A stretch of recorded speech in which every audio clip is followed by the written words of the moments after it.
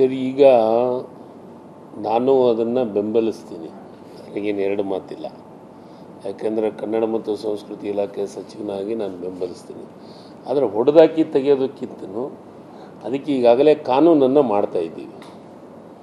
ಈಗಾಗಲೇ ರಾಜ್ಯದಲ್ಲಿ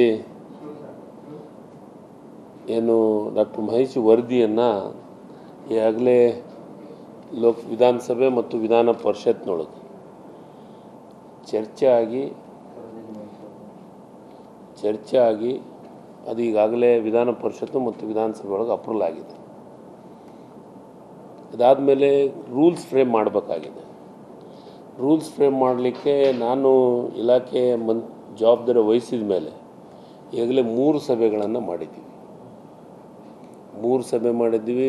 3 ಸಭೆ ಮಾಡಿ ಪೊಲೀಸ್ ಇಲಾಖೆನೂ ಇದೆ, ಕನ್ನಡ ಮತ್ತು ಸಂಸ್ಕೃತಿ ಇಲಾಖೆ ಮತ್ತು ಶಿಕ್ಷಣ ಇಲಾಖೆ, 3-4 ಇಲಾಖೆಗಳನ್ನು ಒಳಗೊಂಡ ಒಂದು ಸಮಿತಿಯಾಗಿ ರೂಲ್ಸ್ ಫ್ರೇಮ್ ಮಾಡ್ತಾಯಿದ್ದೀವಿ.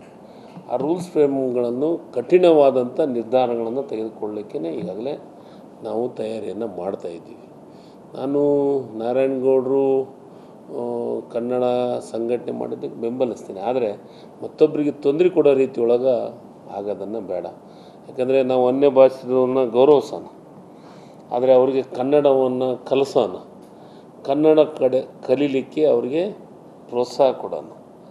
ಮತ್ತು ಅದರ ಜೊತೆಗೆ ಯಾವ ಅಂಗಡಿಗಳದಾವೆ, ಯಾವ ಮಾಲ್ಗಳದಾವೆ, ಅವಕ್ಕೆಲ್ಲದಕ್ಕೂ ಈಗೊಂದು 60%, ನಿನ್ನೆ ಮುಖ್ಯಮಂತ್ರಿಗಳು ನನ್ನ ಎದುರಿಗೇ ಮಾತಾಡಿದರು, 100ರಲ್ಲಿ 60% ಕನ್ನಡ ಪದಗಳಿರಬೇಕು, ಉಳಿದ 40% ಒಳಗೆ ಹಿಂದಿ, ಇಂಗ್ಲೀಷು, ತಮಿಳು, ತೆಲುಗು ಯಾವುದು ಹಾಕಂತಾರೆ ಹಾಕಲಿ.